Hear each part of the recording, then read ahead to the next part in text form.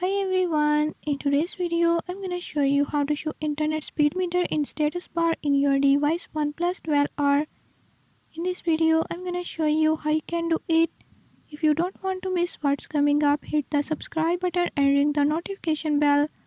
Watch complete video and learn how you can do it. Let's watch the video.